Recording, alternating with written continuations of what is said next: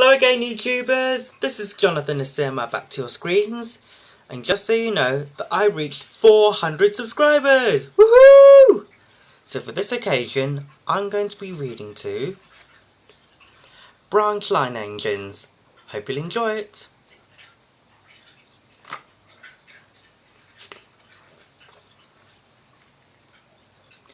Branch Line Engines by the Reverend W. Audrey with illustrations by John T. Kenny.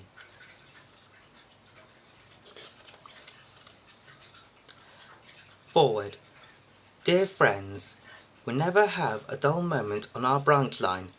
Thomas was silly and got into trouble, so a diesel rail car called Daisy came. She caused trouble, but has now promised to be good, so the Fat Controller has kindly given her another chance. Meanwhile, Toby chased a bull, Percy got into a predicament, but you must read stories for yourselves. The author. Thomas comes to breakfast. Thomas the Tank Engine has worked his branch line for many years. You know just where to stop, Thomas, laughed his driver. You could almost manage it. You could almost manage without me. Thomas had become conceited. He didn't realize his driver was joking. Driver says I don't need him now, he told the others. Don't be so daft, snorted Percy. I'd never go without my driver, said Toby earnestly. I'd be frightened. Puh, boasted Thomas.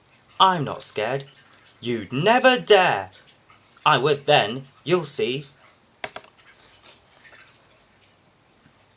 It was dark next morning when the firelighter came. Thomas drowsed comfortably as the warmth spread through his boiler.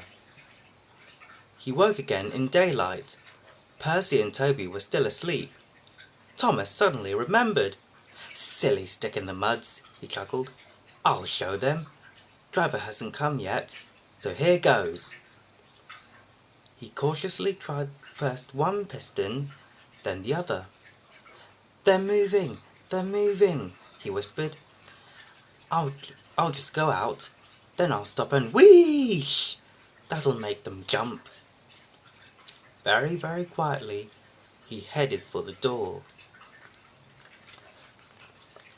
Thomas thought he was being clever, but really he was only moving because a careless cleaner had meddled with his controls. He soon found his mistake. He tried to wheesh, but he couldn't. He tried to stop, but he couldn't. He just kept rolling along. The buffers will stop me, he thought hopefully. But that siding had no buffers. It just ended at the road. Thomas's wheels left the rails and crunched the tarmac. Horrors!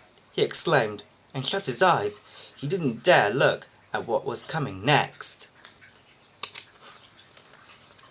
The station master's family were having breakfast. They were eating ham and eggs. There was a crash. The house rocked. Broken glass tinkled. Plaster peppered their plates. Thomas had collected a bush on his travels. He peered anxiously into the room through its leaves. He couldn't speak. The station master grimly strode out and shut off steam. His wife picked up her plate. You miserable engine, she scolded. Just look what you've done to our breakfast. Now I shall have to cook some more. She banged the door. More plaster fell. This time, it fell on Thomas. Thomas felt depressed. The plaster was tickly. He wanted to sneeze, but he didn't dare in case the house fell on him. Nobody came for a long time. Everyone was much too busy. At last, workmen propped up the house with strong poles. They laid rails through the garden, and Donald and Douglas, puffing hard, managed to haul Thomas back to the yard. His funnel was bent. Bits of fencing, the bush, and a broken window frame festooned his front, which was badly twisted. He looked comic. The twins laughed and left him. He was in disgrace. You are a very naughty engine." "I know, sir. I'm sorry, sir." Thomas's voice was muffled behind his bush. "You must go to the works and have your front end mended. It will be a long job." "Yes, sir," faltered Thomas. "Meanwhile," said the Fat Controller, "a diesel rail car will do your work." "A diesel, sir?" Thomas spluttered. "Yes, Thomas. Diesels always stay in their sheds till they are wanted. Diesels never gallivant off to breakfast in station masters' houses." The Fat Controller turned on his heel and sternly walked away. Daisy. The Fat Controller stood on the platform. Percy and Toby watched him anxiously. "Here," he said, "is Daisy, the diesel rail car, who has come to help while Thomas is, indisposed." "Please, sir," asked Percy, "will she go, sir, when Thomas comes back, sir?" "That depends," said the Fat Controller. Meanwhile, however long she stays, I hope you will both make her welcome and comfortable." "Yes, sir, we'll try, sir," said the engines. "Good. Run along now and show her the shed. She will want to rest after her journey." Daisy was hard to please. She shuddered at the engine shed. "This is dreadfully smelly," she announced. "I'm highly sprung, and anything smelly is bad for my swerves." They tried the carriage shed. "This is better," said Daisy. "But whatever is that rubbish?" The rubbish turned out to be Annie, Clarabelle, and Henrietta, who were most offended. "We won't stay to be insulted," they fumed. Percy and Toby had to take them away and spend half the night soothing their hurt feelings. The engines woke next morning feeling exhausted. Daisy, on the other hand, felt bright and cheerful. "Ooh, ooh," she tooted as she came out of the yard and back to the station. "Look at me," she purred to the waiting passengers. "I'm the latest diesel, highly sprung and right up to date. You won't want Thomas's bumpy old Annie and Clarabelle now." The passengers were interested. They climbed in and sat back comfortably, waiting for Daisy to start. Every morning, a van is coupled to Thomas's first train. The farmers send their milk to the station and Thomas takes it down to the dairy. Thomas never minds the extra load, but Daisy did. As soon as she saw that the van was to be coupled to her, she stopped purring. "Do they expect me to pull that?" she asked indignantly. "Surely," said her driver, "you can pull one van." "I won't," said Daisy. "Percy can do it. He loves messing about with trucks." She began to shudder violently. "Nonsense," said her driver. "Come on now, back down." Daisy lurched backwards. She was so cross that she blew a fuse.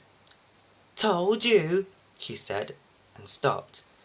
The shunter, the guard, the station master, and her driver all argued with her, but it was no use. "It's fitter's orders," she said. "What is?" "My fitter's a very nice man. He is interested in my case. He comes every week and examines me carefully. 'Daisy,' he says, 'never pull. You're highly sprung, and pulling is bad for your swerves.'" "So that's how it is," finished Daisy. "Stuff and nonsense," said the station master. "I can't understand," said the shunter, "whatever made the Fat Controller send us such a feeble—" "Feeble!" spluttered Daisy. "Let me—" "Stop arguing!" grumbled the passengers. "We're late already!" So they uncoupled the van, and Daisy purred away, feeling very pleased with herself. "That's a good story," she chuckled. I'll do just what work I choose and no more. But she said it to herself.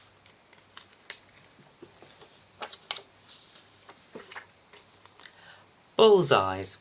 Toby the tram engine has cow catchers and side plates. They help to prevent animals getting hurt if they stray onto the line. Daisy thought they were silly. She said Toby was afraid of getting hurt himself. I'm not, said Toby indignantly. You are? I've not got stupid cow catchers, but I'm not frightened. I'd just toot, and they all get out of the way. But they don't, said Toby simply. They would with me. Animals always run if you toot and look them in the eye. Even bulls? Even bulls, said Daisy confidently. Daisy had never met a bull before. Daisy had never met a bull, but she purred away quite unconcerned. At the level crossing, cars waited behind gates to let her pass. She tooted at a farm crossing, and a horse and cart halted while she went by. Phew, she said, it's easy. I just toot, and they all stand aside. Poor little Toby. I am sorry he's frightened. At the next station, a policeman was waiting. There's a bull on the line, he warned them. Please drive it along towards the farmer. Daisy was excited. Now, she thought, I'll show Toby how to manage bulls. Champion wasn't really a fierce bull, but this morning he was cross. They had driven him away before he had finished breakfast, and tried to put him in a cattle float. They had pulled him and pushed him, prodded and slapped him, but he wouldn't go. He broke away and trotted down the road. He saw a fence, jumped it, and slithered down a slope. Champion was surprised. This was a new kind of field. It had a brown track at the bottom, but there was plenty of grass on each side, and he was still hungry.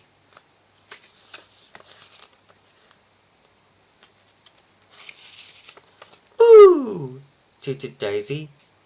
Go on. Champion had his back to her. He was too busy to pay any attention.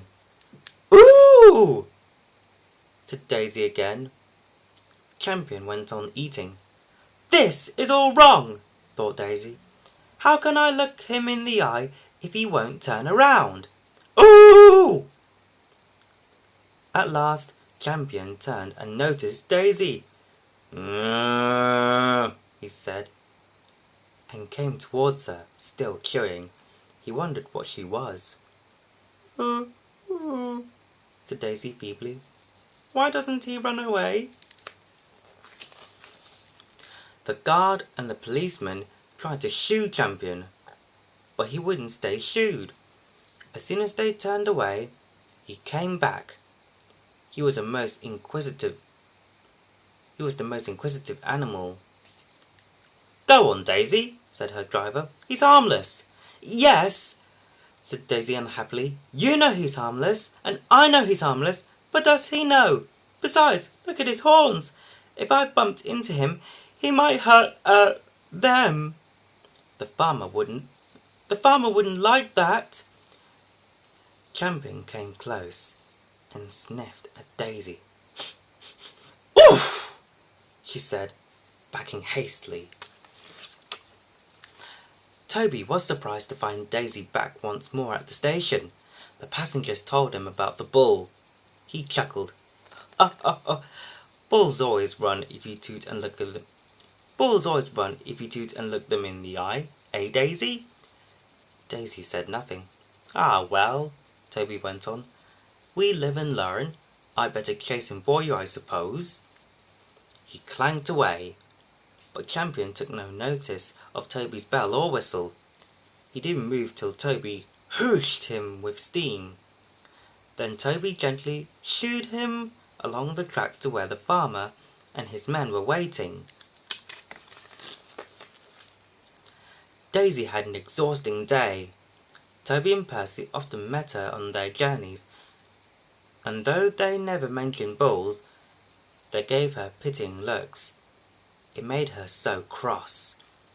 Her last journey ended at the top station. Some boys were waiting on the platform. Suddenly, one of them came running, holding a paper bag. "Look!" he shouted. "I've got a quart of bull's eyes. I think they're super. Don't you?" They shared the sweets and sucked happily. "Grrr!" said Daisy. "Keep your old bull's eyes!" She scuttled to her shed. Percy's predicament. Toby brought Henrietta to the top station. Percy was grumpily shunting. "Hello, Percy," he said. "I see Daisy's left the milk again." "I'll have to make a special journey with it, I suppose," grumbled Percy. "Anyone would think I'd nothing to do." Toby pondered the problem. "Tell you what," he said at last. "I'll take the milk. You fetch my trucks." Their drivers and the station master agreed, and both engines set off. They thought it would be a nice change. Percy trundled away to the quarry. He had never been there before. "It's steep," he thought, "but I can manage. Trucks don't dare to play tricks on me now." He marshalled them in a lordly way. "Hurry along there," he said, and bumped them if they dallied. The trucks were annoyed. "This is Toby's place," they grumbled. "Percy's got no right to poke his funnel up here and push us around." They whispered and passed the word. "Pay Percy out!" At last they were all arranged. "Come on," puffed Percy sharply. "No nonsense." "We'll give him nonsense," giggled the trucks, but they followed so quietly that Percy thought they were completely under control. They rumbled along the twisty line till they saw ahead the notice saying, "All trains stop to pin down brakes." "Peep, peep, peep," whistled Percy. "Brakes guard, please." But before he could check them, the trucks surged forward. "On! On!" they cried. Percy, taken by surprise, could not stop them, and in a moment they were careering down the hill. "Help! Help!" whistled Percy. The man on duty at the street crossing rushed to warn traffic with his red flag, but it was too late to switch Percy to the runaway siding. A slow-moving cockerel lost his tail feathers as Percy thundered across, but Percy couldn't bother with him. He had other things to worry about. Frantically, trying to grip the rails, he slid past the engine shed into the yard. "Peep, peep! Look out!" he whistled. His driver and fireman jumped clear. Percy shut his eyes and waited for the end. At the end of the yard, there were sheds where workmen shaped rough stone brought from the quarry. Then they load it into trucks, which are pulled to another siding out of the way. A train of these stood here when Percy came slithering down. The guard had left his van. He was talking to the station master. They heard frantic whistling and a splintering crash. They rushed from the office. The brake van was in smithereens. Percy, still whistling fit to burst, was perched on a couple of trucks, while his own trucks were piled up behind him.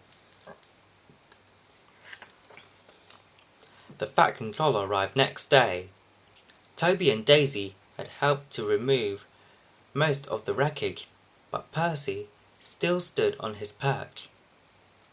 "We must now try," said the Fat Controller crossly, "to run the branch line with Toby and a diesel. You have put us in an awkward predicament." "I'm sorry, sir." "You can stay there. the Fat Controller went on, "till we are ready.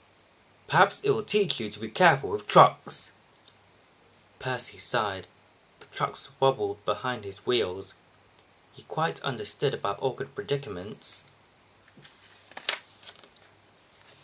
The Fat Controller spoke severely to Daisy too.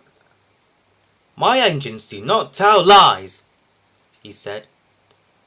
"They work hard with no shirking. I send lazy engines away." Daisy was ashamed.